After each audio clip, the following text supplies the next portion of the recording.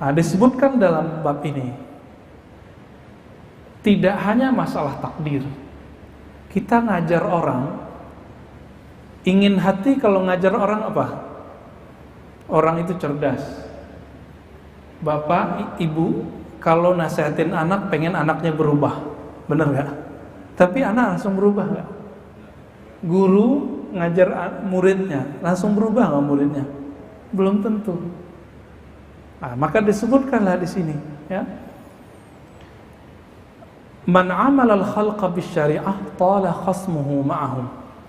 Jika engkau, jadi kita ini berinteraksi dengan manusia berdasarkan hukum zahir, hukum syariat yang zahir, halal, haram, sunnah, bid'ah, boleh, tidak boleh, talal khasmu ma'ahum, maka permusuhanmu akan banyak dengan mereka. Coba aja lihat, Pak. Kalau nggak ngerti nih belajar syariatnya, imam kunut aja rame sampai masuk ke TV kan. Ada yang mukul imam karena kunut. Itu karena belajar syariatnya juga belum lengkap. Jadi kalau kita bermuamalah dengan orang hanya menggunakan hukum zahir, hukum boleh tidak boleh, kita sebut hukum fikih, kita musuhan terus sama orang.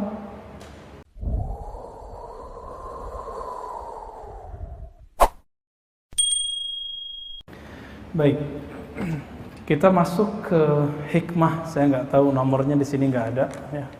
Di kitabnya cuma disebut halaman 73 ya.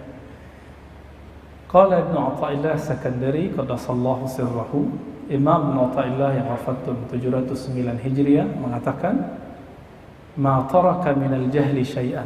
Jadi ciri-ciri orang yang tidak kenal Allah ini ada di sini. Kita kenal Allah atau tidak? Nanti dijawab di sini. Ma taraka minal jahli syai'an. Tidaklah seorang hamba meninggalkan lingkaran kejahilan. Apa ciri-cirinya? Selama man arada ayyuzhira fil waqti ghaira ma azharahu Allah fi. Selama hamba itu menginginkan sesuatu terjadi sedangkan Allah belum menginginkannya. Artinya keinginan dia tidak selaras dengan keinginan Allah. Saya mau tanya dari hati paling dalam, Pak, ini iman kita. Virus Corona, COVID-19 ini kehendak Allah atau bukan? Kehendak Allah. Berarti Ahlus Sunnah sudah. Yang mengatakan bukan kehendak Allah bukan Ahlus Sunnah. Ya, kita sebut Qadariyah, bukan Qadiriyah. Ya. Qadiriyah pengikut Syekh Abdul Qadir Jilani, Ahlus Sunnah. Kalau Qadariyah yang menolak takdir, pengikut Amr bin Ubaid, dia dulu pernah belajar kepada Sayyidina Hasan al-Basri, muridnya Ali bin Abi Thalib juga. Jadi Hasan al-Basri murid Ali, punya murid Amr bin Ubaid, tapi berkhianat kepada gurunya, namanya Amr bin Ubaid.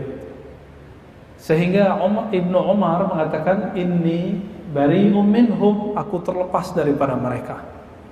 Bahkan Al-Haris Al-Muhasibi yang punya ayah Qadariyah, dia tidak mau menyolatkannya karena bagi dia kafir, menolak rukun iman yang ke-6.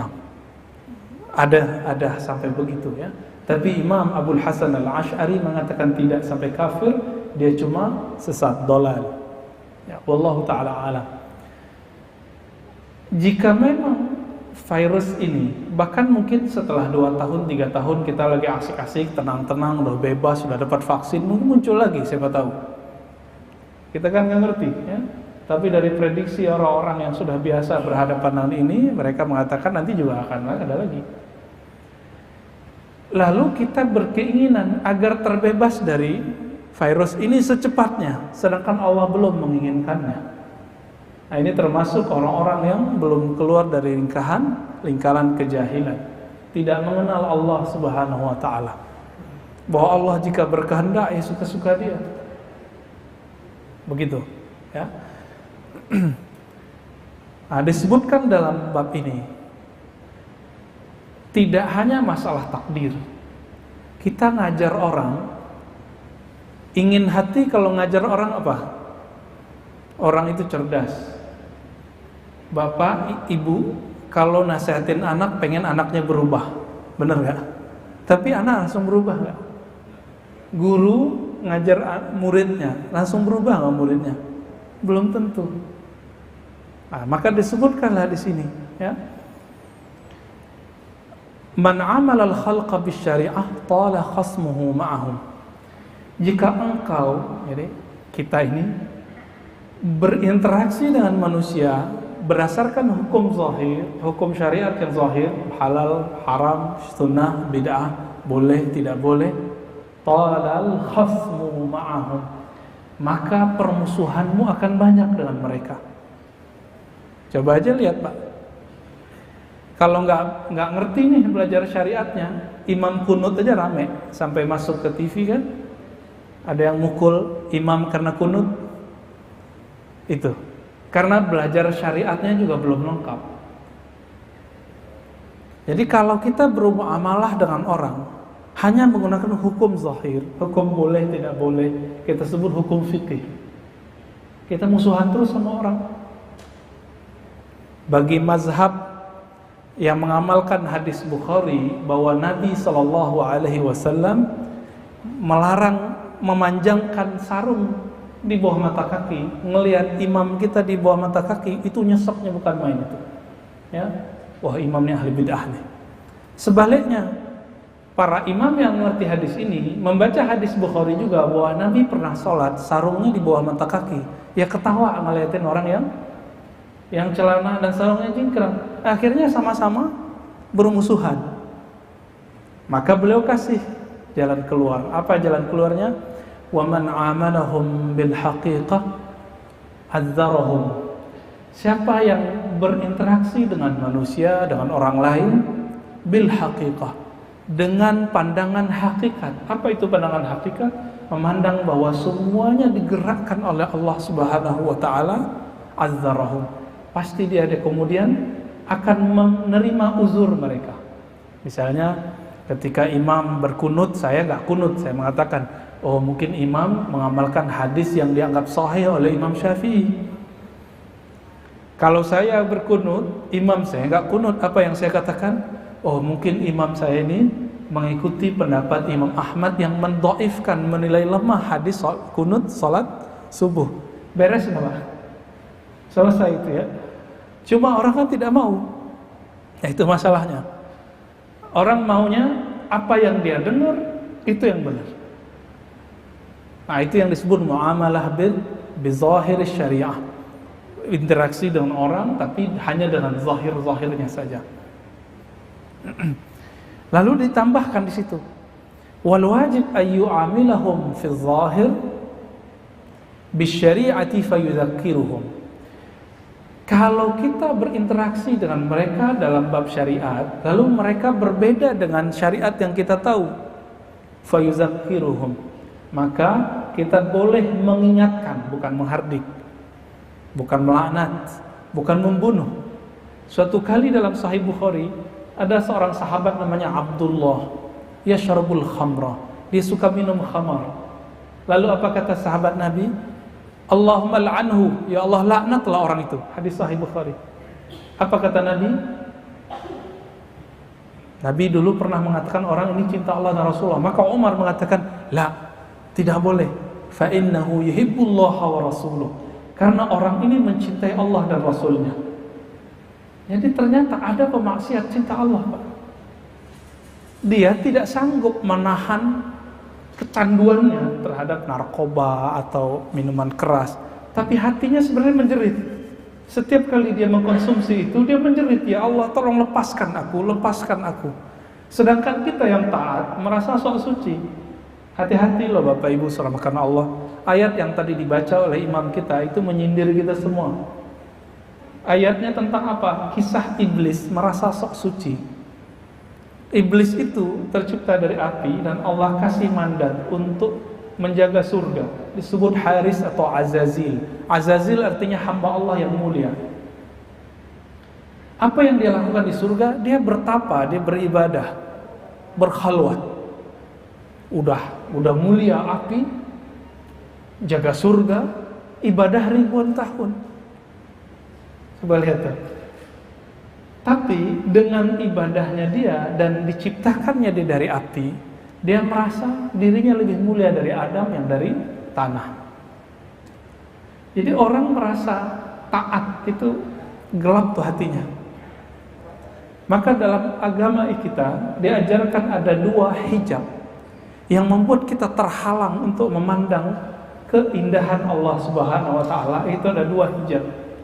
Yang satu namanya hijabuz zulmah, hijab kegelapan, itu maksiat. Yang kedua hijabul anwar, hijab cahaya. Hijab cahaya itu ditandai dengan taat, sedekah, tahajud, sholat jamaah, pengajian, penampilan-penampilan sunnah, pakaian-pakaian syar'i. Itu hijab, Pak.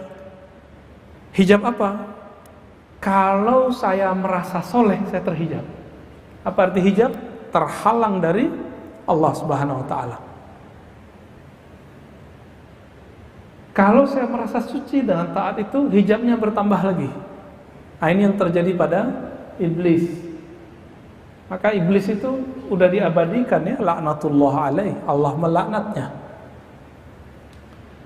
Adapun yang kedua, hijab zulmah, hijab kegelapan tadi.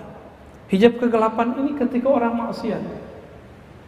Tapi ingat, maksiat itu jika membuat orang sadar kepada Allah, hina kepada Allah, itu lebih baik daripada dia seperti iblis, taat ribuan tahun tapi merasa lebih suci.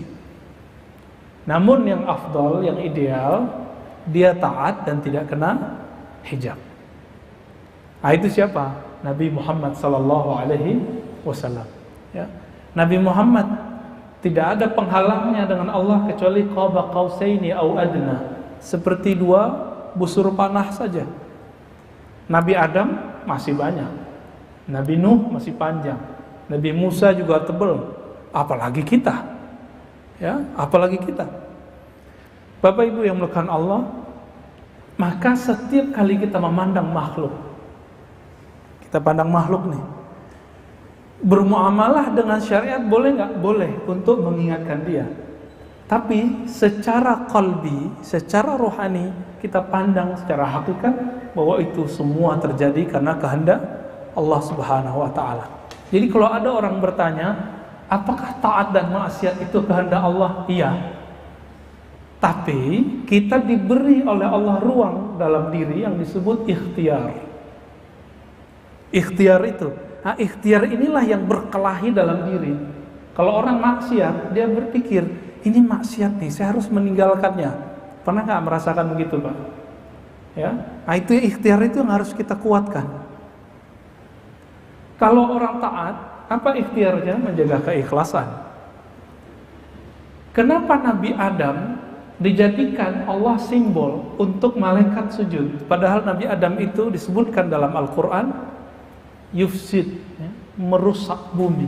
Yang kedua yasfikud dam, maksudnya menumpahkan darah. 2. Itu udah kelihatan sama malaikat, udah terlihat oleh iblis. Sorga itu di atasnya langsung Firdaus, ya, memandang mereka ke atas langsung arasy Allah. Mereka bisa melihat di Sidratul Muntaha itu ada banyak rahasia-rahasia Allah di situ yang disebut dengan Lauh Mahfuz. Di situ udah tertulis semua takdir. Jadi iblis itu udah ngelihat, Musa begini, Adam begini, ntar semua keturunan Adam itu pasti suka maksiat. Saya kan ahli taat. Ya, ini rasis, ya. Jadi ada rasis dalam diri iblis.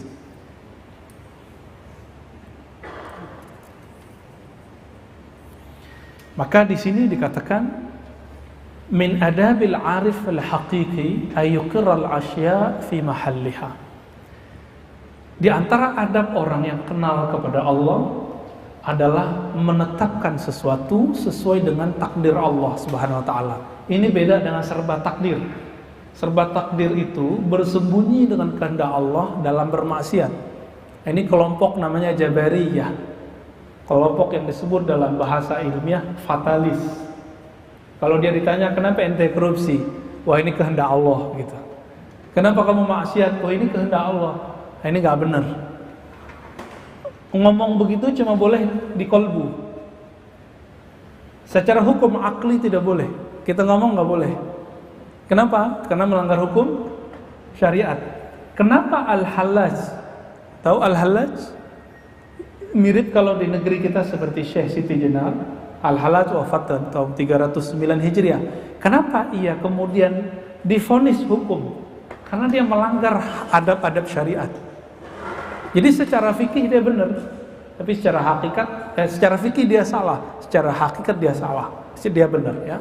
Hal ini yang perlu kita ketahui sehingga kita mampu melihat sesuatu secara bijak.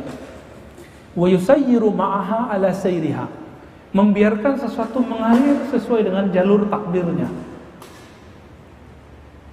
Nah, ini yang disebutkan oleh Imam Ibnu Athaillah tentang ciri-ciri orang yang kenal Allah Subhanahu wa ta'ala.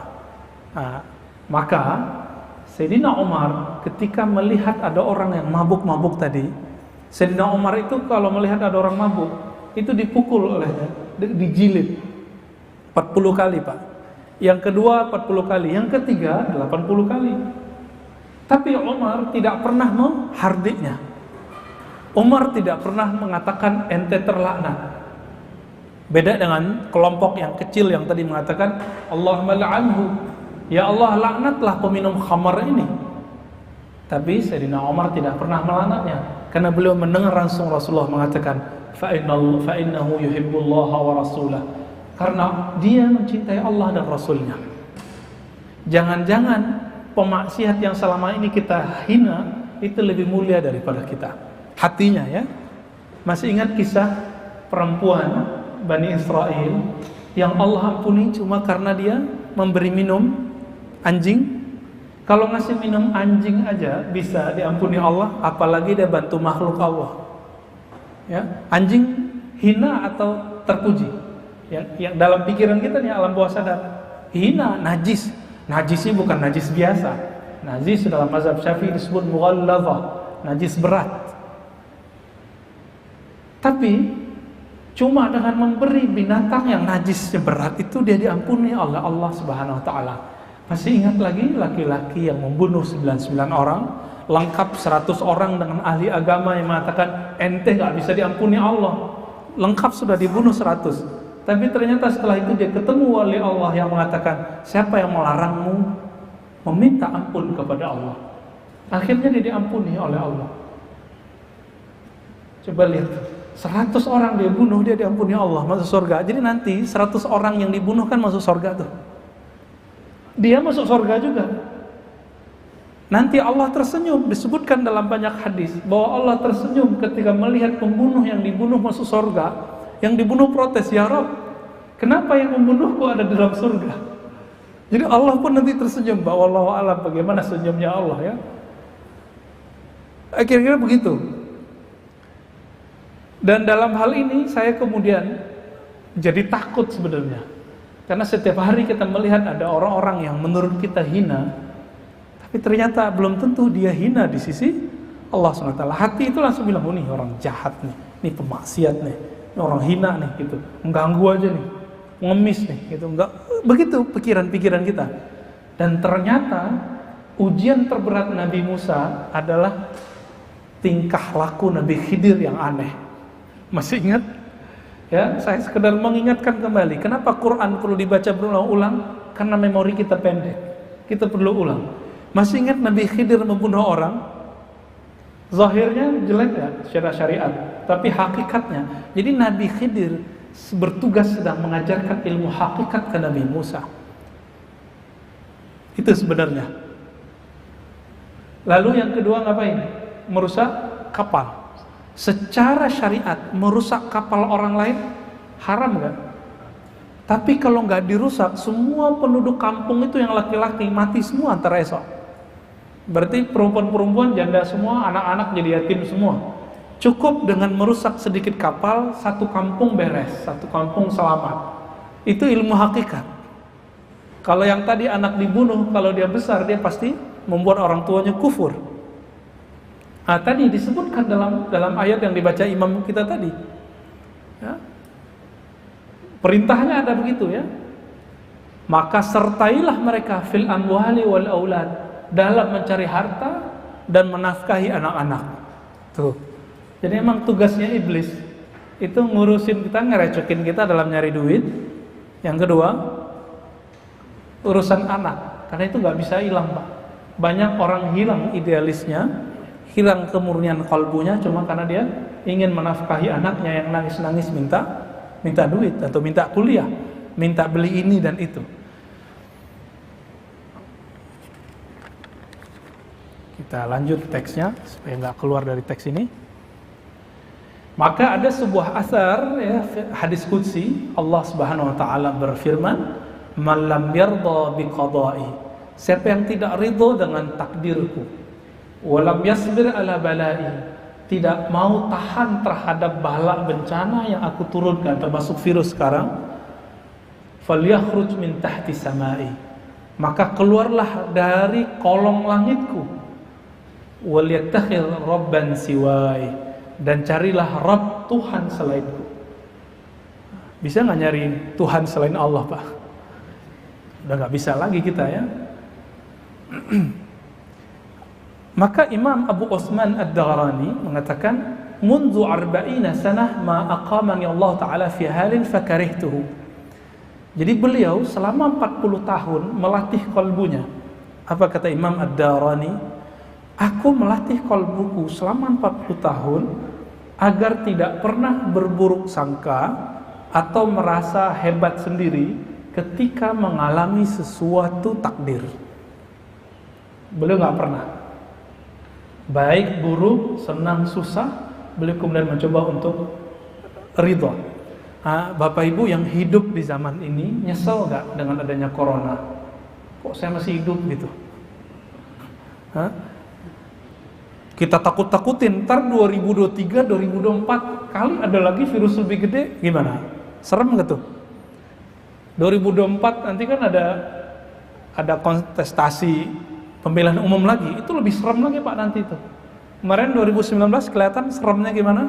Nanti mungkin 2 kali lipat dari itu, cuma dengan formulasi yang berbeda.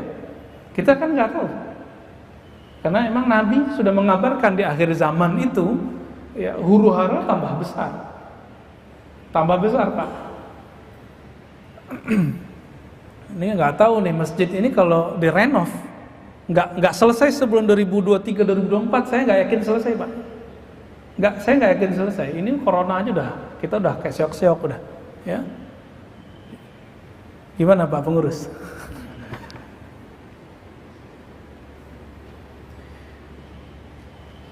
Oleh karena itu, Imam pensyarah kitab ini yang bernama Ibnu Ajibah, apa kata beliau? Orang yang kenal Allah itu yajma' baina khairil fariqain, mampu menggabungkan dua perspektif ini. Di saat dia mengalami kebaikan, dia bersyukur, dan saat dia mengalami keburukan, dia bersabar. Di saat dia taat, dia mensyukuri taatnya. Di saat dia maksiat, dia tobat dari maksiatnya. Ciri-ciri orang yang arif, yang mengenal Allah, kalau maksiat tahu cara tobat. Kalau orang tidak kenal Allah, kena maksiat, ya sudahlah maksiat aja, gitu. Ya sudahlah kecemplung sekalian. Nah ini nggak tahu cara pulang. Ini bahaya orang awam bermaksiat. Oleh karena itu Imam Abu Yazid atau Junaid ditanya, hal yaznil wali? Apakah wali Allah berzina? Ada Pak pertanyaan begitu. Apa jawaban beliau? Dzalika qadrullah, ma syaa qaddar, ma qaddarallahu qaddar. Ya. Itu adalah kehendak Allah. Apa yang Allah kehendaki pasti terjadi. Maksudnya, wali kalau melihat itu, dia tidak melihat itu perbuatan iblis, enggak. Tapi dia menganggap itu kesalahan saya cepat pulang kepada Allah. Kalau orang tidak kenal Allah, dia maksiat, yang dia kutuk siapa? Setan. Dasarnya setan nih, gitu. Dia salahkanlah temannya, dia salahkanlah orang yang mengajaknya maksiat. Enggak, kalau orang kenal Allah, dia kemudian menyalahkan dirinya dan dia cepat pulang kepada Allah. Gitu. Ya, jadi mohon maaf ya, kita kan nggak ada yang terjamin dari maksiat. Ada nggak jaminannya? Mau ustadz, mau kiai, apalagi jamaah biasa, nggak ada Pak kita yang dijamin. Bedanya kalau ustadz, guru, syekh, muallim bermaksiat lebih besar dosanya daripada orang awam. Cuma kalau ulama itu maksiat dan dia tahu cara pulang, makomnya cepat naik. Ini ada sahabat kita bertahun-tahun merasa tidak maksiat. Ada, ya. Kalau jam 3 udah bangun, 5 waktu di masjid, ngerasa udah kayaknya soleh. Akhirnya merasa dirinya suci. Lama-lama dia benci dengan tetangganya nggak pergi ke sholat subuh ke masjid.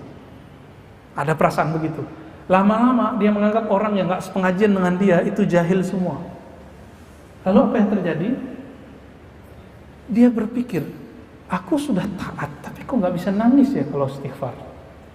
Malam-malam, wabil ashari hum yastaghfirun. Begitu dalam surat Zariyat, pada waktu sahur mereka beristighfar kepada Allah, minta ampun kepada Allah. Tapi kok nggak ada sentuhan di kolbunya, ada perasaan di hatinya. Ini apa yang salah ini? Akhirnya dia minta kepada Allah, ya Rabb, kenapa hatiku sekeras ini? Udah ikut muhasabah nggak nangis-nangis Pak, malah ngejekin ustadz mentor muhasabahnya. Ustadz ini ya, buat cerita palsu lagi gitu ya. Apalagi yang dulu pakai musik ya, dia dapat taklim musik haram ya, sudah lewat, sudah nggak bisa tersentuh. Akhirnya dengan izin Allah, tapi Allah tidak meridhoi maksiat, dia terjebak dalam maksiat. Ketika dia terjebak maksiat, dia terpapar maksiat, lagi asik-asik maksiat, selesai maksiat itu dia lakukan. Kan dalam hadis dikatakan, apabila syaitan selesai menggoda Bani Adam, maksiatnya, maka dia pergi. Jadi habis orang maksiat tuh malaikat, iblisnya pergi Pak. Kalau iblisnya pergi, syaitannya pergi, apa yang terjadi? Maka si manusia itu menyesali dirinya.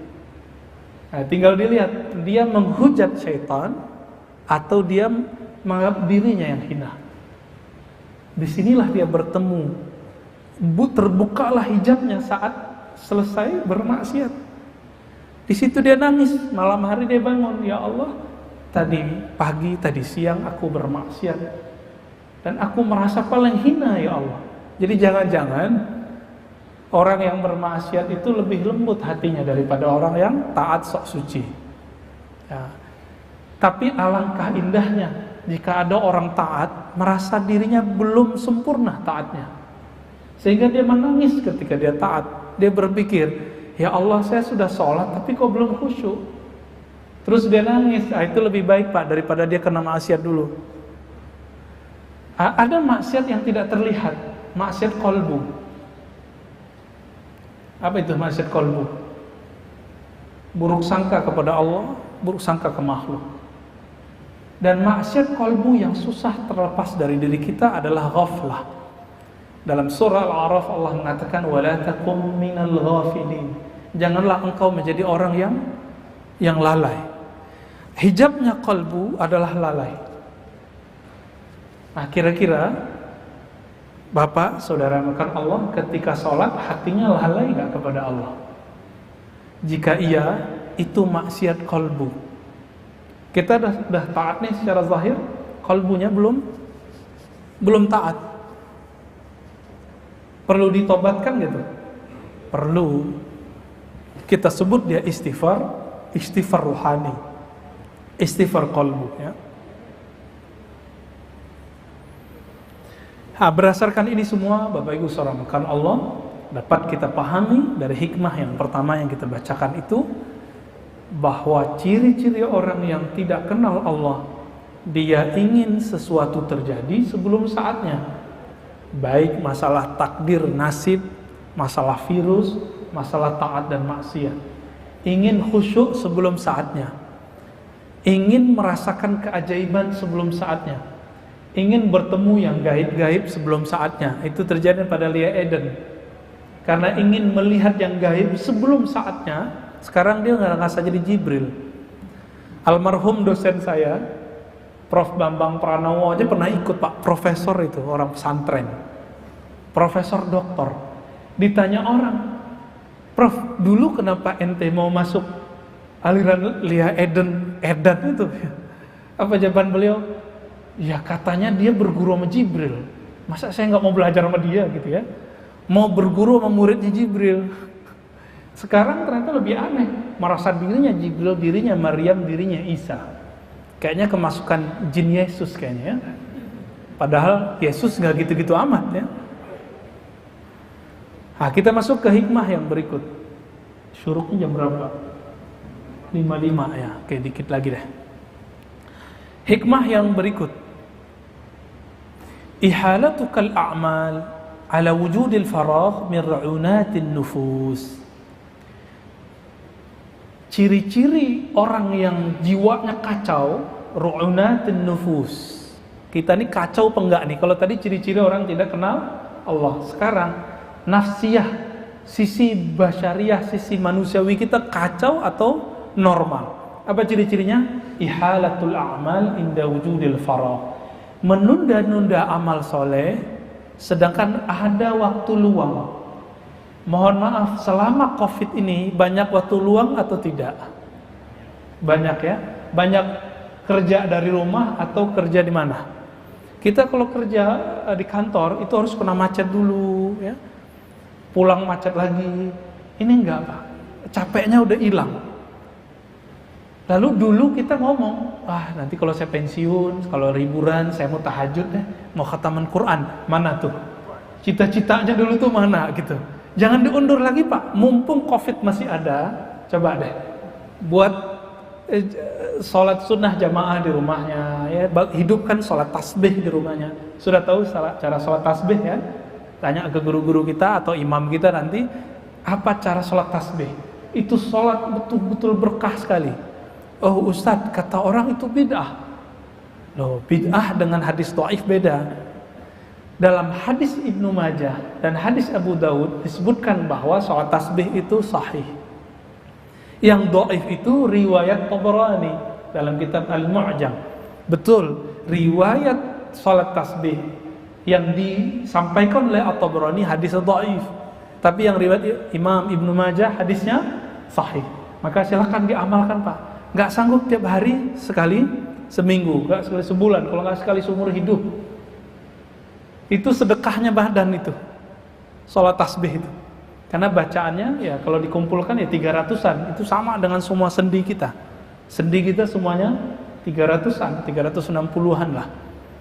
Coba nanti pulang ke rumah, beri cahaya lampu rumahnya dengan cahaya tasbih. Kalau Bapak dibukakan mata kolbunya, mata batinnya, itu kelihatan Pak. Cahaya itu naik ke atas itu. Cuma kita kan gak lihat. Ini masjid ini setiap saat, setiap kali 5 waktu, itu malaikat-malaikat mulai cahaya naik. Cuma ada ya cahayanya redup di tengah jalan. Mungkin lagi ria orangnya, atau lagi kesel imamnya kunut gitu ya.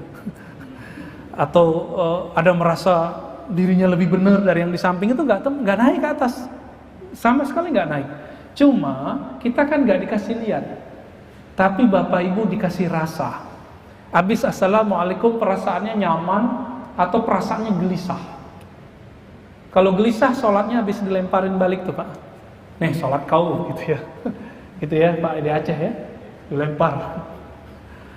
Baik. Jadi ciri-ciri orang yang kacau rohaninya, suka mengundur-undur amal soleh. Ya, jangan nunggu pensiun lagi. Ini COVID ini udah semi-semi pensiun kita nih semua. Kita nggak tahu nanti gimana. Coba latihan puasa lah Pak. Siapa tahu nanti ada musim di masa semuanya pacaklik. Kita kan nggak tahu. Kalau mukmin sudah biasa puasa rohani ditambah, artinya kalbunya hanya bergantung kepada Allah. Insya Allah nanti ketika masa itu datang, dia tidak akan menjadi pengikut Dajjal. Ternyata ujiannya Dajjal itu nanti cuma satu, yang paling berat, ujian perut. Itu paling berat. Ujian perut itu kiai aja lewat. Kiai aja lewat. Paham maksud saya? Ya. Kenapa ada kiai komersial? Kenapa ada ustadz bertarif? Itu urusan perut semua. Dan Allah telah menyinggung itu. Apakah mereka tidak baca ayat itu? Ittabi'u man la yas'alukum ajra. Ikutilah orang yang tidak pasang tarif. Ini baru mu'alaf, diundang keluar kota, langsung minta panjer 5 juta. Ya, saya nggak usah sebut lah namanya siapa. Ngisi juga di sini. Ya, alhamdulillah selama COVID nggak ada. Ya, saya juga nggak ngisi di sini.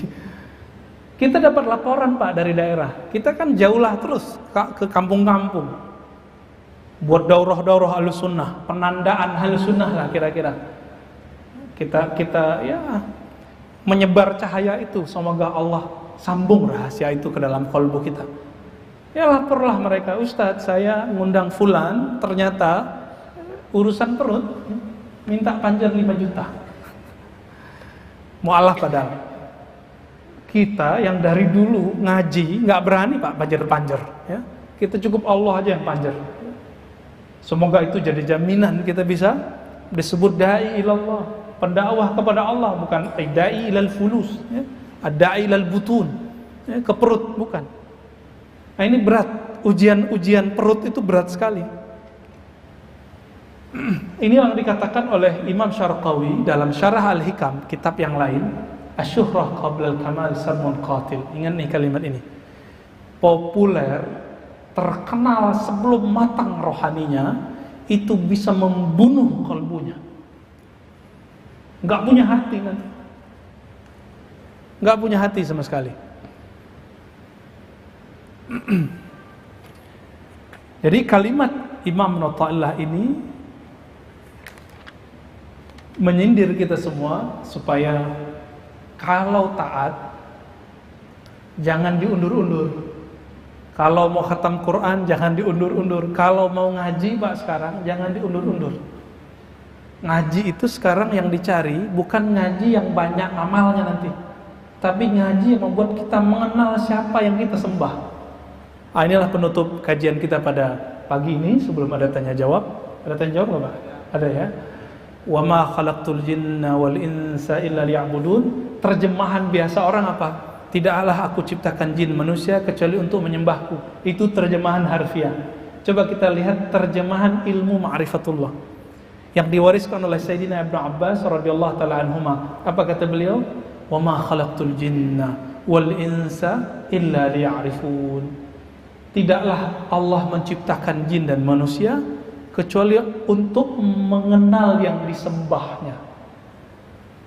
Saya mau tanya Pak, udah kenal belum dengan siapa yang kita sembah?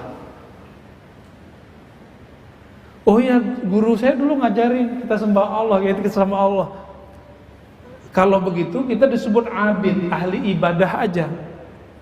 Dari tadi kita menyebut arif, abid. Apa beda abid dengan arif? Abid itu menyembah Allah karena ada maunya. Mau dapat surga, mau dapat bidadari 72, ya. Jadi surganya mohon maaf, surga seksual, surga hasrat. Benar gak tuh? Boleh nggak? Boleh. Tapi levelnya masa dari dulu ngaji begitu-gitu aja? Ini ngaji udah setiap pagi Pak? Udah? Belum, baru Sabtu Minggu, Sabtu Ahad. Baru 2 hari seminggu ya. Tapi kalau hari biasa kan 2 kali sehari. Ba'da maghrib, ba'da isya. Sekarang yang perlu kita butuhkan di akhir zaman tidak hanya bagaimana cara memperbanyak amal, tapi mengenal siapa yang kita sembah dalam beramal. Nanti kalau sudah sampai pada ma'rifatullah, dijamin Pak, kalau nanti datang si Dajjal pembawa fitnah itu, kita nggak akan berubah. Tapi kalau ahli ibadah aja, nanti hidup di masa Dajjal, mending Bapak minta meninggal sebelum itu ya. Nggak akan kuat. Urusan perut ya, bahkan Dajjal kalau sudah keluar itu, anak istri itu bisa jadi diperkosa oleh tentara-tentaranya. Kita dituntut, kamu ikut saya atau gimana? Diancam. Nauzubillah min zalik. Nauzubillah min fitnatil Masihid Dajjal. Ya, semoga kita terjaga dari fitnah Masihid Dajjal. Dan saya meyakini virus-virus huru-hara sekarang itu bagian dari skenario-skenario itu. Tapi saya nggak mau seperti kawan-kawan kita yang yang terlalu buru-buru mengatakan Dajjal sudah keluar, Mahdi sudah keluar ya. Itu sama dengan menghendaki sebelum Allah menghendaki. Udah jalani aja gitu. Kira-kira begitu. Jadi menyembah kepada Allah, lalu kenallah Allah yang kita sembah. Nah, kalau sudah kenal gak akan lagi berubah tuh imannya. Insya Allah. Ini yang dikatakan oleh Heraklius ketika ditanya oleh Sufyan. Apa kata Heraklius? Adakah umat Muhammad yang murtad? Apa jawaban Sufyan? Tidak. Lalu Heraklius mengatakan, betul.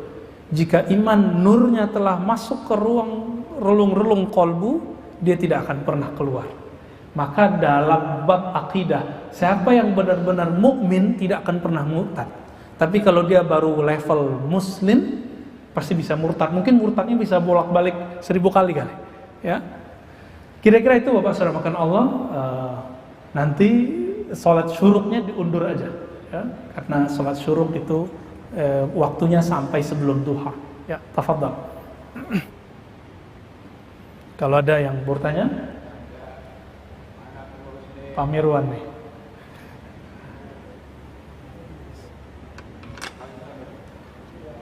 Silakan. Bismillah.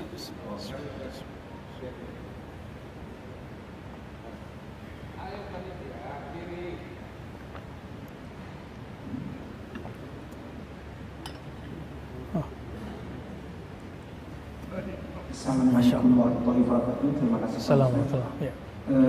Alhamdulillahirobbilalamin, rahmat ridho dari Allah. Kami merasa bersyukur ini hari yang kedua kali kita mendapatkan tausiah langsung tanpa lewat Zoom atau online. Alhamdulillah.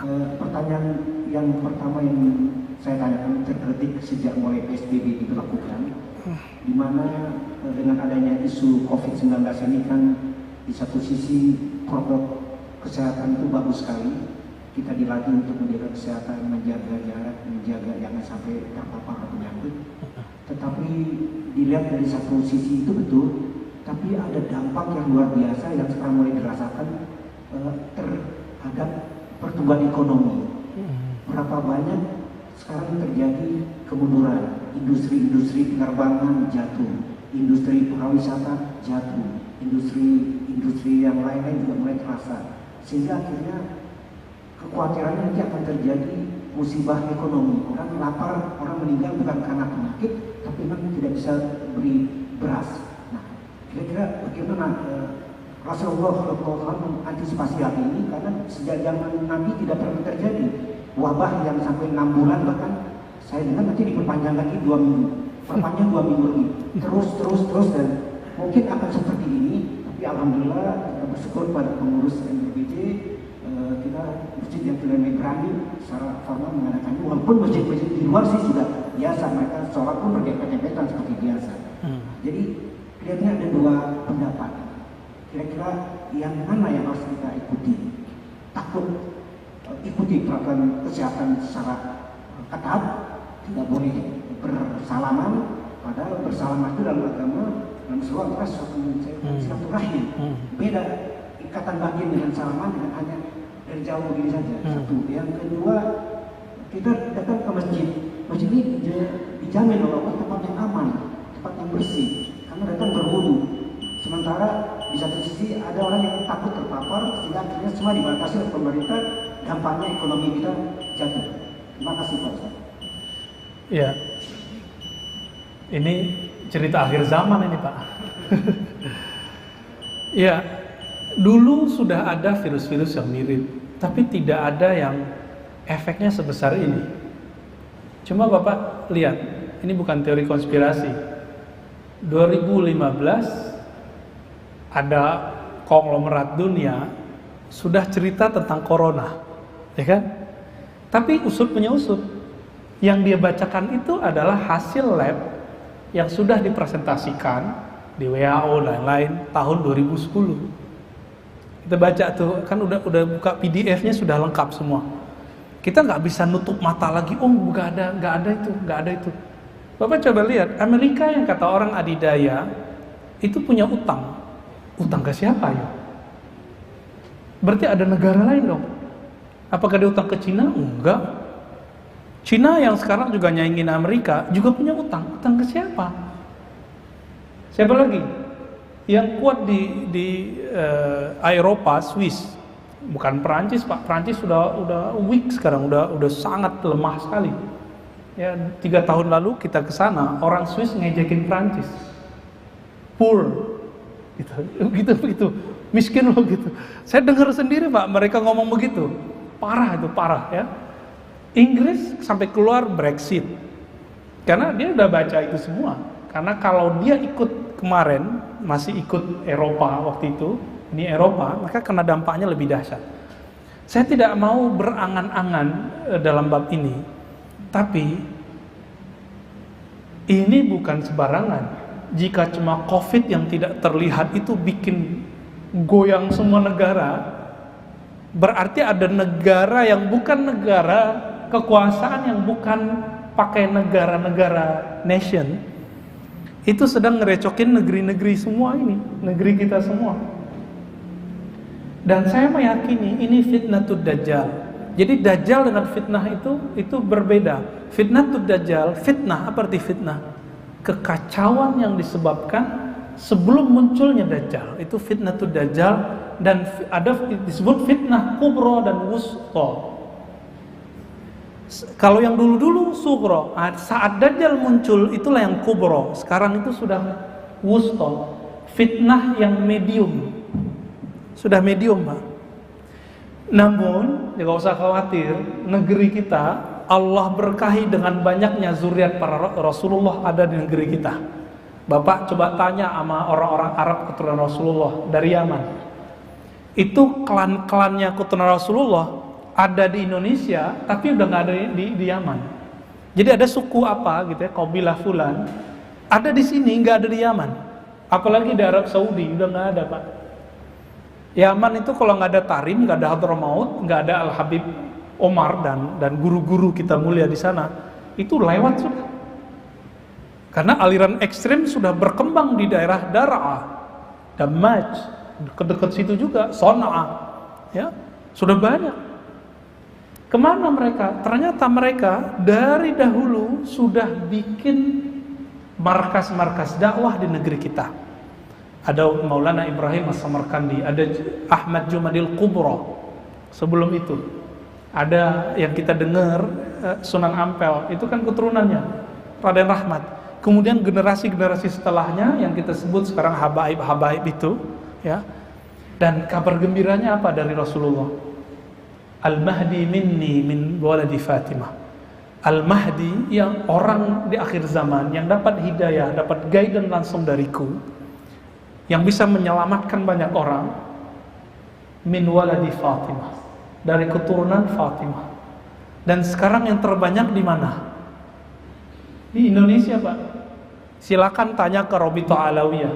Terbanyak di Indonesia, bukan di Maroko, bukan di Arab Saudi, bukan di Iran, bukan di India, tapi di negeri kita. Masa saya berkeyakinan kebangkitan Islam itu nanti ada dari negeri kita. Namun kuat nggak nunggunya? Ntar giliran keluar Dajjal dikira itu Mahdi. Kenapa? Sakti Pak Dajjal itu. Sakti Dajjal itu. Orang akan mengira ini nggak mungkin kalau bukan Mahdi. Gitu. Gimana? Kuat nggak ntar? Kelaparan. Ini sekarang juga banyak yang bunuh diri, artis-artis di Korea, di India. 20 tahun mereka kerja di entertainment, sekarang bunuh diri. Di Korea paling banyak bunuh diri semenjak COVID. Indonesia karena kepalanya 5 kali sehari ke bawah, alhamdulillah nggak banyak tuh yang bunuh diri ya. Yang bunuh diri yang nggak jelas itulah. Aduh, dosa bunuh diri itu dahsyat Pak. Jangan pernah ada di antara kita yang bunuh diri nih. Karena orang yang bunuh diri itu nggak diterima ke atas, nggak terima ke bawah. Itu yang disebut gentayangan itu. Tapi gentayangannya bukan jadi hantu, bukan. Kalau yang gentayangan yang kita dengar itu setan itu, iblis itu, ya, jin. Mereka nggak diterima ke atas, nggak diterima ke bawah. Gimana tuh nasibnya? Nauzubillah misalnya itu siksaan kubur itu. Jadi siksaan kubur itu nggak mesti di dalam kuburnya. nanti akan ada orang nggak kuat karena kelaparan bunuh diri, Pak. Nauzubillah min dzalik. Kuat nggak menuju itu? Jadi masalah yang tadi resesi, apalah istilahnya kan menakutkan ya. Nggak usah khawatir Pak, Indonesia nggak akan mengalami kelaparan sedahsyat itu. Coba buka tentang swasembada kita, itu daerah Kalimantan, sekian ratus hektar, bahkan ribuan hektar itu sedang dipersiapkan untuk pangan. Coba lihat deh, videonya banyak, ya langsung. Maka Bapak yang dulu tidak nyoblos presiden sekarang, seperti saya, sudahlah, jangan ngutuk lagi, jangan menghujat lagi. Sekarang PR kita cuma satu, mendoakan siapapun yang memimpin negeri ini supaya Allah guide dia secara gaib, secara batin untuk menyelamatkan negeri kita. Sepakat nggak? Al-Hazinni Al-Fatihah. A'udzubillahi minasy syaitonir rajim. Alhamdulillah. Maliki yaumiddin, iyyaka na'budu wa iyyaka nasta'in. Shiratal ladzina an'amta 'alaihim. Allahumma shalli amin. Ya, ada lagi. Insyaallah doanya mustajab, doa pas taklim. Ya. Sebelum tambahan Pak Mirwan nih. Ciri-ciri orang yang arif tidak meminta takdir dicabut. Hanya orang awam. Bapak mau ningkat nggak dari hamba, abid, suka ibadah, tambah suka ibadah, kenal yang diibadahi. Mau naik? Mau naik pagi ini? Ciri-ciri orang yang arif, yang bermakrifat kepada Allah, tidak pernah minta takdir itu dicabut. Karena Nabi mengatakan jaffatil aqlam, bahwa tinta dari kolamnya takdir, tintanya takdir itu sudah kering. Maka memintanya untuk dihapus itu tidak bijak. Tapi kita punya celah. Allah itu punya kudrah iradah. Kudrah iradah itulah takdir qada dan qadar. Kudrah kehendak, iradah kudrah kekuasaan, iradah kehendak. Itu takdir Allah. Namun kita punya satu celah, dan itu celahnya luas sekali, yaitu bab jaiz. Allah punya sifat jaiz. Apa arti sifat jaiz? Setelah ini bisa jadi coronanya hilang, bisa jadi tidak. Jangan hanya minta corona hilang, Pak. Banyak virus ini mau datang. Kita minta corona hilang, nanti muncul yang lain.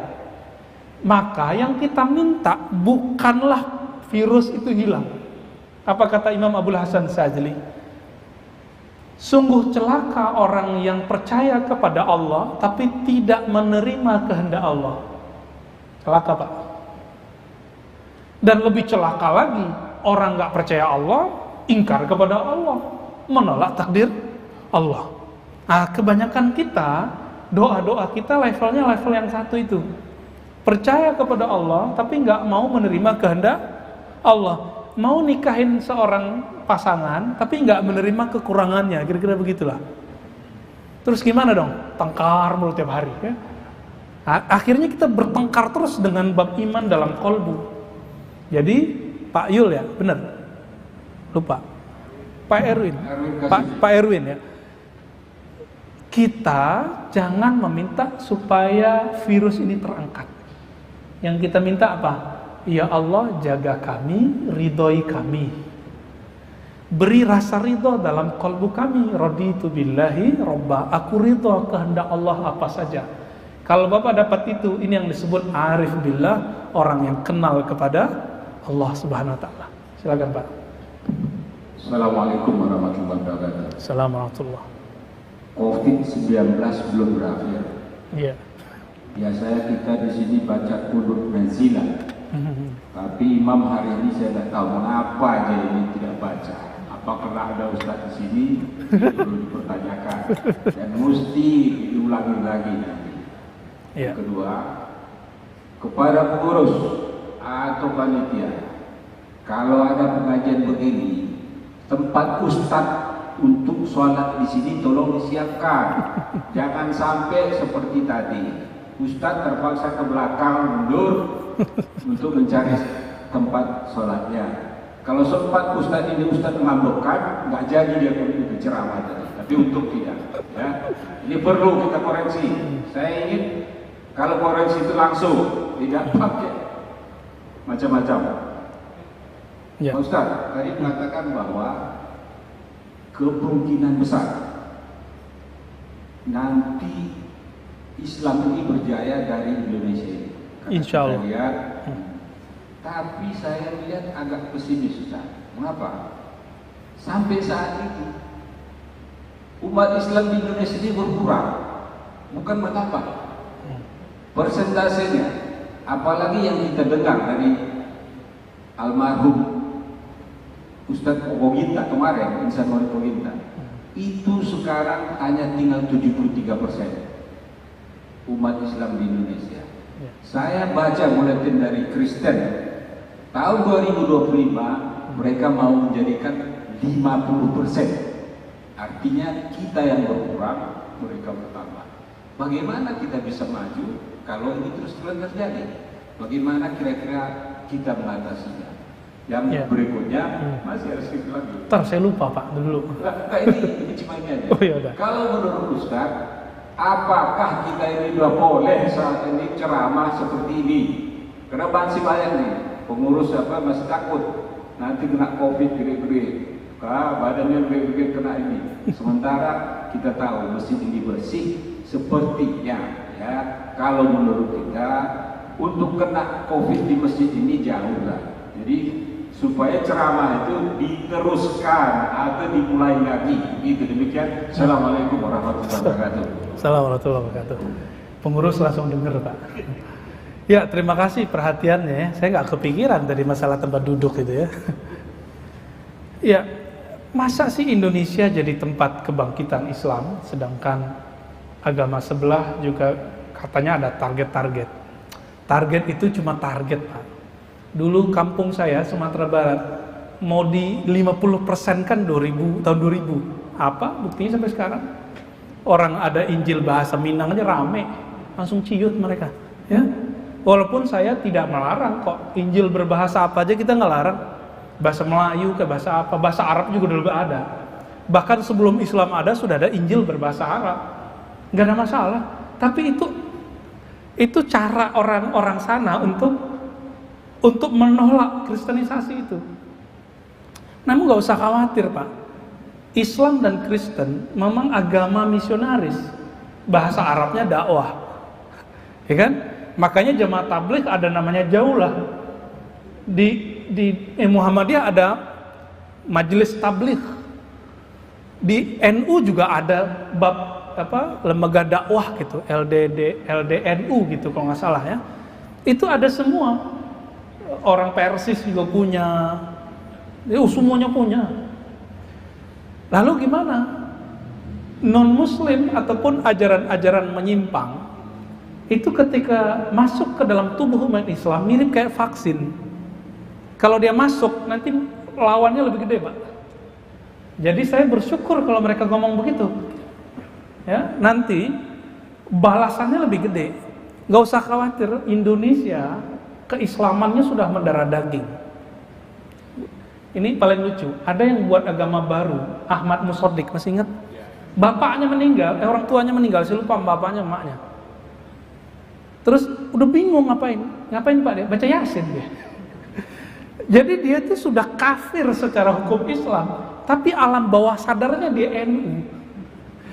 Pas meninggal orang tuanya dibaca Yasin Pak. Kalau orang Aceh Muhammadiyah mungkin nggak tahu deh ngapain dia. Artinya itu dia udah lupa kalau dia tuh pernah kafir gitu. Ya masuk Islam lagi tuh berarti kayaknya. Nggak tahu kalau habis itu jadi apa lagi. Nah ini, jadi Indonesia karena Allah itu menakdirkan banyaknya sekarang zuriat Rasulullah di negeri ini, maka akan banyak Pak. Vaksin itu vaksin semua itu. Ya, aliran A, aliran B, aliran C, gak usah khawatir. Bahkan Imam Mahdi palsu juga banyak. Gak jauh di tempat saya, Sawangan Parung tuh juga ada yang ngaku Imam Mahdi. Bintaro belum ya, aman. Kenapa nih ada Imam Mahdi palsu? Itu kerjaannya Nabi Khidir alaihissalam tuh. Karena kalau Imam Mahdi sekarang kecium, dibunuh oleh tentara Dajjal, habis Pak. Ya, maka dalam hadis dikatakan Allah Subhanahu wa taala akan mengislahnya, yuslihuhullahu fi lailah. Allah akan mengislah Imam Mahdi itu dalam semalam. Hadisnya sahih.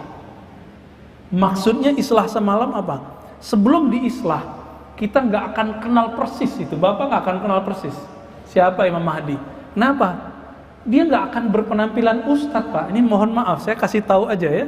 Al-Mahdi tidak berpenampilan ulama. Makanya orang-orang itu lagi buru itu ya. Orang-orang yang ingin membunuh Al-Mahdi itu dengan nama-nama intelijen apalah. Mereka lagi nyari tukang jual gorengan, tukang sapu, tukang sapu. Dikira begitu Imam Mahdi.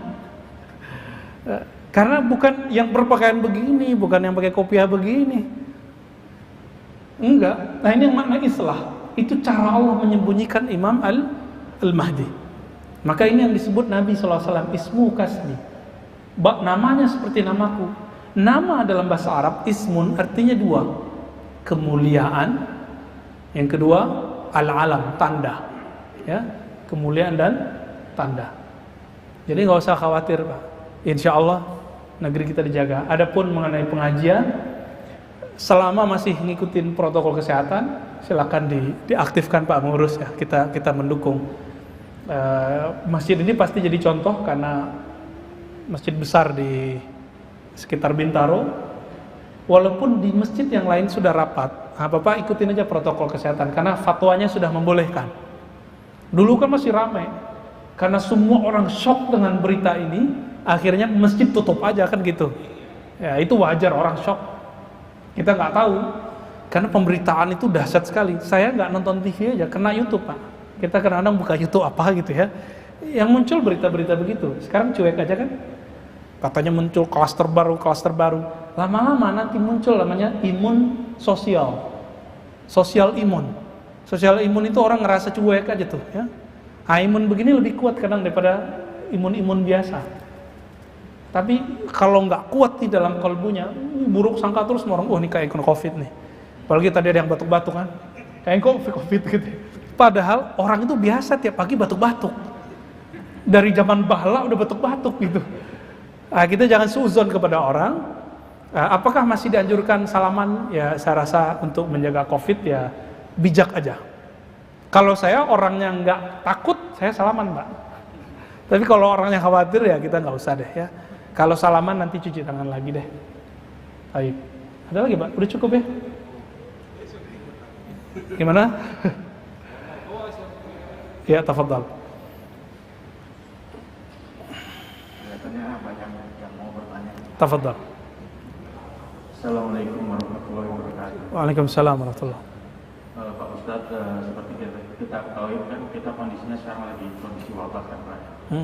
Sebagaimana Ustadz bilang tentang takdir, kita jangan minta supaya corona ini cepat-cepat diangkat Pak. Sebenarnya ini berhubungan dengan kondisi yang sekarang sedang terjadi Pak, tentang negara berlomba-lomba membuat vaksin Pak. Nah, saya pernah membaca yang Al-Quran itu Al-Mu'min 14 ya. Fatabarakallahu ahsanul khaliqin. Dan akhir laqad khalaqna al-insana fi ahsani taqwim. Bukankah Allah itu telah menciptakan manusia ini sebaik-baiknya Pak? Seperti itu kan. Dan apa yang perlu kita lakukan sebagai seorang muslim ya menghadapi tentang vaksin ini? Kira-kira misalnya vaksin ini di zaman Rasulullah, apakah mungkin Rasulullah menerima? Saya nggak tahu alam ya. Tapi karena cukup banyak ya, rekan-rekan saya juga terkena ya. Ada yang terkena 40 hari. Bahkan banyak rekan-rekan kakak kelas saya yang dokter itu banyak meninggal juga. Terus dan kebanyakan kadang ya yang saya lihat ada beberapa cerita teman-teman tuh banyak mereka tuh seperti OTG, tapi ketika mereka ketahuan swipe langsung keluar itu semua, kata dia. Gejala-gejalanya semua keluar. Seperti itu. Nah sekarang apa yang kita lakukan ya? Pandangan kita tentang vaksin ini, Pak. Karena kan vaksin ini kan perlu jangka panjang, kata ahli-ahlinya. Dan saya pernah melihat video dari dokter di Jerman menolak vaksin seperti itu. Sampai mereka menolak seperti itu. Jadi kira-kira apa kaitannya vaksin ini dengan ayat-ayat Allah yang saya sebutkan tadi? Kira-kira kita tuh harus ikhtiarnya bagaimana? Oke. Ya. Dalam kedokteran juga ada mazhab aliran-aliran ya. Ada aliran vaksin, ada anti vaksin. Maka waktu anak-anak kita diimunisasi, itu ada satu kelompok yang menolak imunisasi, benar nggak? Ya. Namun pendapat yang paling kuat, karena kita bukan dokter, kita ikuti saja ID misalnya dalam hal ini. ID udah jelas mereka mu'tabar, mereka mu'tamad, bisa kita pakai karena punya otoritas yang baik dan punya standar yang jelas, bukan hanya asumsi dan opini. Maka sebaiknya kita mengikuti fas'alu ahlaz zikri in kuntum la ta'lamun. Ini diulang 2 kali dalam Al-Quran. Ikutilah orang yang berilmu jika kamu tidak tahu. Dalam hal ini jangan ustadz yang didengarkan, tapi dengarkanlah ahli kedokteran. Maka dai-dai ulama yang mengerti ini pasti kemudian memulangkan keputusan ini kepada ahli kedokteran. Opini-opini ini kita tidak usah terlalu hiraukan. Adapun tentang vaksin ini bagian dari apa yang Nabi katakan, tadawu ibadallah, berobatlah ya hamba Allah. Kita berobat, iya, tapi dalam garis takdir kan gaib. Kita tidak meminta takdir ini dihapus. Kita cuma mengatakan, ya Allah, lakukanlah sesukamu. Gitu. Lakukanlah sesukamu. Lakukanlah seridho-ridhomu. Tapi ya Allah, jangan cabut keridhaan dari kalbu kami. Gitu. Sehat nggak ridho, sakit ridho, mending sakit. Tapi sehat ridho syukur, mending itu Pak, lebih baik lagi. Jadi dengan adanya kondisi seperti ini, misalnya dengan adanya orang-orang yang dites gitu ya, kalau rapid kan belum otoritatif ya, apa tadi swab ya. Ini yang bahaya Pak. Orang itu biasanya dia positive thinking. Ketika dilakukan swab itu ternyata positif. Apa yang terjadi? Shock. Shock ini kemudian membuat imunnya jatuh, dan itu dokter-dokter sudah paham. Maka kita menyarankan jangan banyak-banyak deh swab itu. Jangan banyak-banyak Pak. Di Amerika aja Presiden Amerika ngomong begitu. Iya. Amerika sendiri nggak bisa membendung ini, maka ini bukan skenario Amerika, bukan skenario Rusia, bukan Cina. Cina aja nggak bisa Pak. Vietnam katanya yang kemarin hebat apa sekarang? Ya. Inggris, Prancis kacau, Spanyol hancur Pak. Italia juga kemarin begitu. Adapun Jerman, karena Jerman ini mohon maaf ada egonya sedikit, karena mereka kekuatan ilmiahnya lumayan kuat. Dan presidennya seorang ahli ilmu eksak ya, ahli kimia kalau nggak salah. Dia pun masih melihat opini-opini yang bermacam-macam itu. Jadi saran saya, kalaupun Bapak nanti swab atau apa ya, coba dibangun husnuzon dalam dirinya, berpikir positif, ridho. Maka saya kemarin saya keceklek Pak paru-paru. Alhamdulillah ini bisa gerak nih. Tadinya nggak bisa bangun, keceklek sampai badan panas dingin. Tapi apa yang keluar dalam hati? Alhamdulillah, Allah begitu ya. Terus kalimat yang paling membuat saya tersentuh itu raditu billahi robba. Ya Allah, jika memang engkau ridhoi aku dengan keceklak begini, aku ridho. Jadi kalau saya ngomong agak tinggi dikit, itu langsung sakit Pak di sini. Ya. Rasa ridho itu muncul nggak? Untuk memunculkan rasa ridho, maka perlu menanamkan itu setiap pagi, setiap sore. Jadi kalau di hadis itu dikatakan 3 kali, sebaiknya Bapak membacanya 7 kali. Katakan raditu billah, aku ridho atas kehendak Allah sebagai Rabbku. Udah dibaca itu Pak, raditu billahi robba wa bil islam dinina. Jangan hanya hafalan, coba mainnya di kolbu sekarang. Ya Allah, aku ridho apapun kehendak-Mu atas diriku. Ini yang kita sebut menerima kenyataan diri sendiri, memaafkan diri sendiri. Itu yang juga kita katakan kenapa pemaksiat bisa ketemu rahmat Allah, karena dia bisa memaafkan dirinya sendiri dan tidak menyalahkan orang lain. Gitu. Terakhir, ya, tafadhal. Assalamualaikum warahmatullahi wabarakatuh. Assalamualaikum. Ustaz, saya kembali kepada tausiah Ustaz awal, kembali ke Al-Hikam.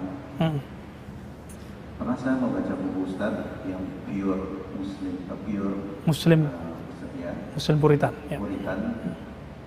Jujur saja agak bingung untuk mentelaah Ustaz. Iya. Dan saya lihat beberapa kajian di situ ada hal-hal yang menarik untuk mencerahkan qalbu yang sering Ustaz katakan.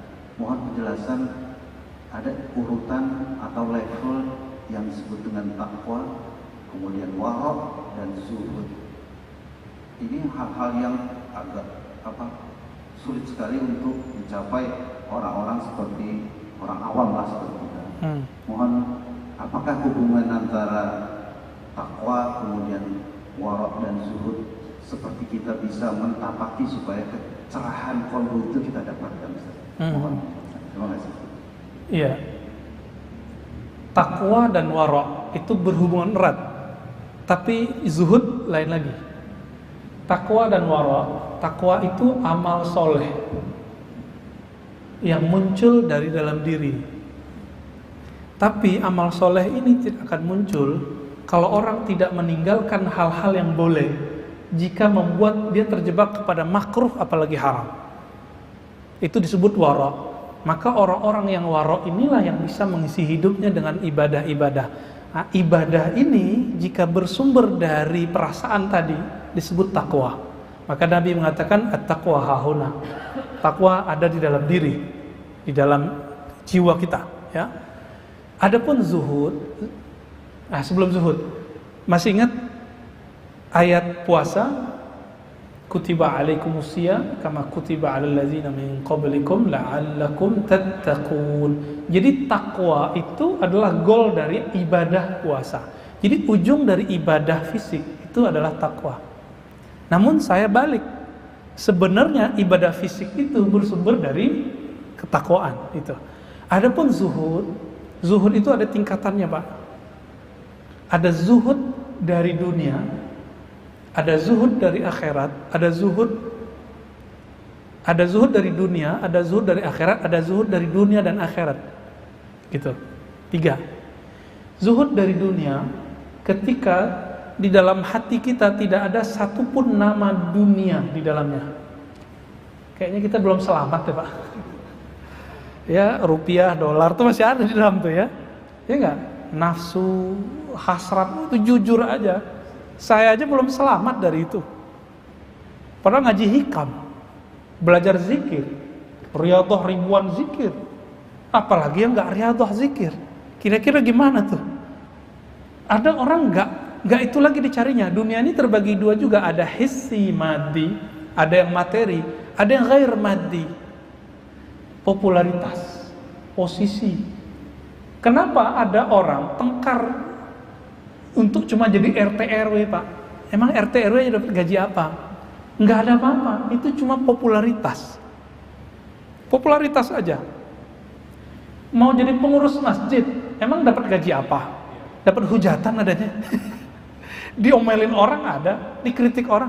Kalau bukanlah karena popularitas, nggak ada. Lalu supaya kita nggak kena ini, maka ada perlu zuhud dari dunia. Gimana cara mengeluarkannya? Dia harus didesak dengan nama Allah. Makanya kita mengajarkan dari dulu, ayo sebut nama Allah pakai kolbunya, supaya selain nama Allah itu tertumpah, ya, yang ada di dalam cuma nama Allah, Allah, Allah, gitu ya, la ilaha illallah. Itu keluar semua tuh. Orang nyari gelar LCMA, doktor, sarjana teknik, insinyur, dulu insinyur kan, magister, doktor, PhD, apa yang dicari? Gelar itu nggak ketulis kok di jidat. Akhirnya kawan-kawan itu mengenalkan diri, saya dokter fulan, kan gitu kejadiannya. Ingin disebut dokter. Itu popularitas. Popularitas semua. Saya direktur, saya manajer, saya GM gitu. Itu semua popularitas. Ketika rasa itu bisa ditekan, bahkan diangkat dengan nama Allah, maka sembuhlah dia dari penyakit hubbud dunya, penyakit cinta dunia. Orang ini baru masuk ke level awal dari hubbul akhirah, cinta akhirat. Cinta akhirat itu bagus. Walal akhiratu khairul laka minal ula. Akhirat lebih baik daripada dunia. Namun orang begini, walaupun udah gak cinta dunia, tapi dia masih beribadah itu pakai tarif. Tarifnya adalah surga, bidadari, sholat duha supaya dapat rezeki, apalagi tahajud supaya nanti menikahi bidadari. Masih begitu. Ini benar gak? Benar. Cuma surganya baru surga seksual. Ya, waliman khafa maqama rabbih jannatan, surat Ar-Rahman. Orang yang takut kepada makom Rabbnya, Tuhannya, dia dapat 2 surga. Surga yang tadi dan surga muqarrabun yang disebutkan dalam surat Al-Waqi'ah. Nanti coba lihat surah Al-Waqi'ah ya. Muqarrabun adalah surga ma'rifatullah kepada Allah SWT. Dia bertemu dengan yang punya surga, berdialog dengan punya surga, bermanja-manja kepada yang punya surga. Bayangkan Pak, saya diundang ke rumah Pak Mirwan, tapi Pak Mirwan udah 2 hari saya nginap gak mau ketemu.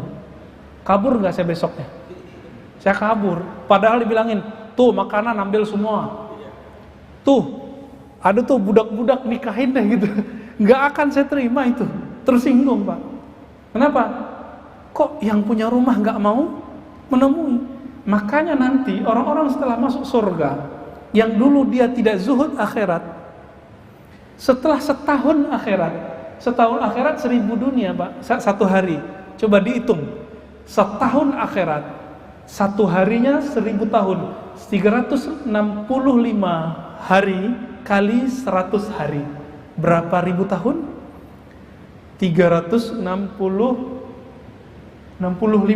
ya, 60-an lah ya, ribu tahun.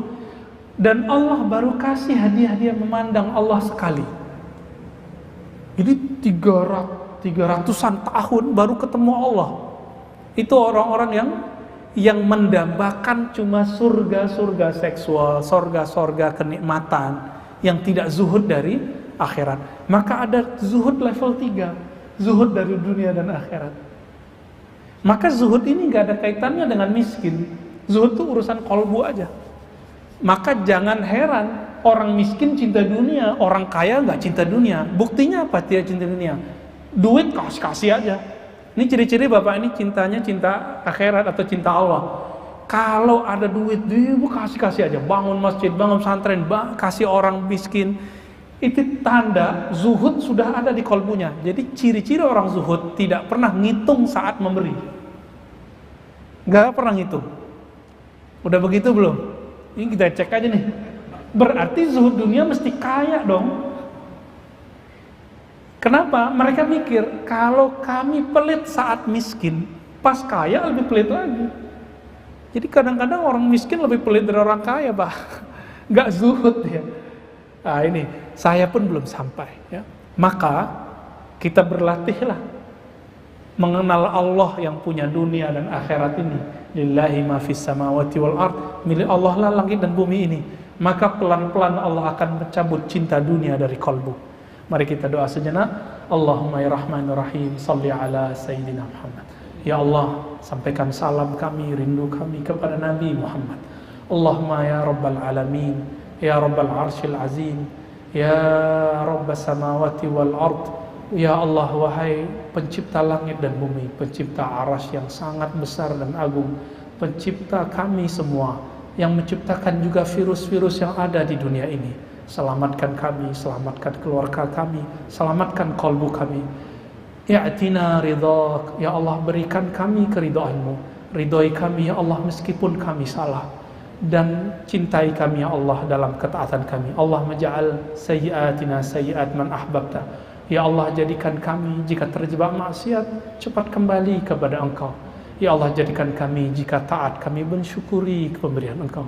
Allahumma rabbana atina fid dunya hasanah wa fil akhirati hasanatan wa qina adzabannar wakhruj an qulubina hubbad dunya wa ma siwa. Ya Allah, cabutlah dari kalbu kami cinta kepada selain Engkau. Wa sallallahu ala nabiyyina Muhammad sayyidiz zahidina wal arifin wa ala alihi wa ashabihi jema'in walhamdulillahi rabbil alamin.